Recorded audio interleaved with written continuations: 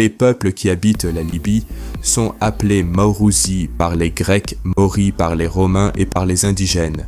Ils sont d'origine libyque et forment une nation puissante et riche en regard des Ibères, dont ils ne sont séparés que par un bras de mer, le fameux détroit des colonnes d'Hercule, si souvent cité dans le présent ouvrage.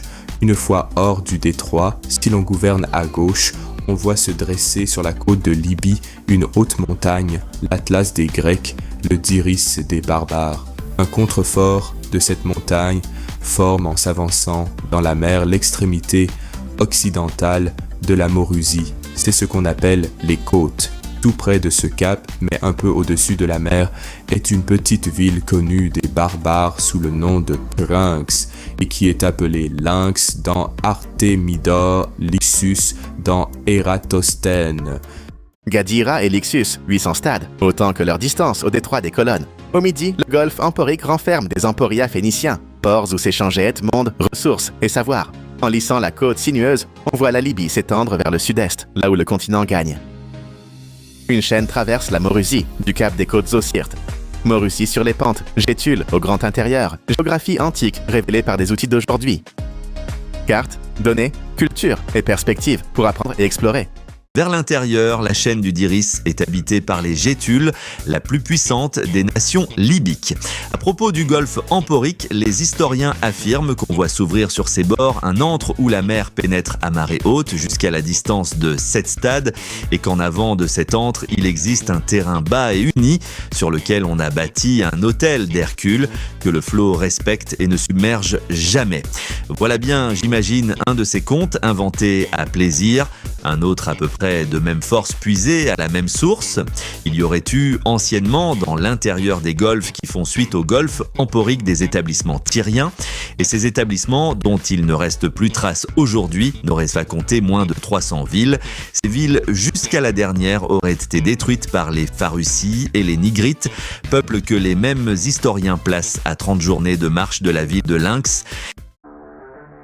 Un point cependant sur lequel tous les témoignages s'accordent, c'est que la Maurusie, à l'exception de quelques déserts peu étendus, ne comprend que des terres fertiles et bien pourvues de cours d'eau et de lacs.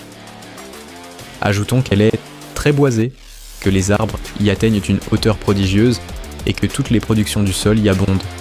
Ces belles tables d'un seul morceau, notamment si nuancées de couleurs et de dimensions si énormes, c'est la Maurusie qui les fournit à Rome. Les fleuves qui l'arrosent paroissent nourrissent, dit-on, des crocodiles, comme le Nil, toutes les mêmes espèces d'animaux que l'on trouve dans le Nil. Quelques auteurs vont jusqu'à croire que les sources du Nil sont voisines des extrémités de la Maurusie.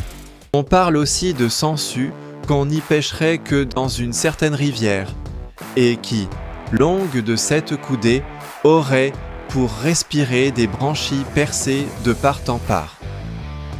Autre détail à rajouter, le pays produit une espèce de vigne tellement grosse que 2 hommes ont de la peine à en embrasser le tronc, et que les grappes qu'elle donne mesurent presque une coudée.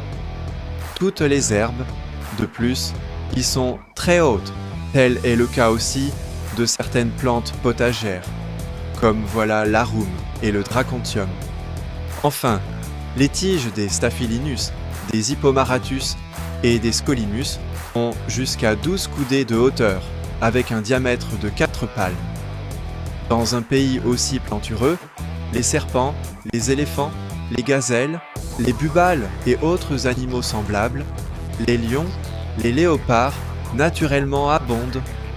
On y signale aussi la présence d'une espèce de belette ayant exactement même taille et même figure que le chat, avec museau plus proéminent.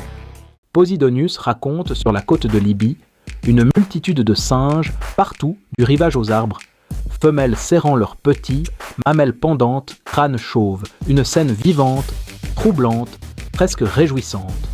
Au sud de la Maurusie, désert des Éthiopiens occidentaux, girafes, éléphants, hérisses, col de taureau, taille d'éléphant, ardeur belliqueuse.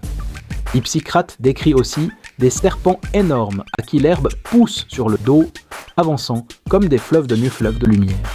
Notre histoire, zoologie et mythe Ces récits ouvrent un monde, réel et fabuleux, à contempler et à questionner.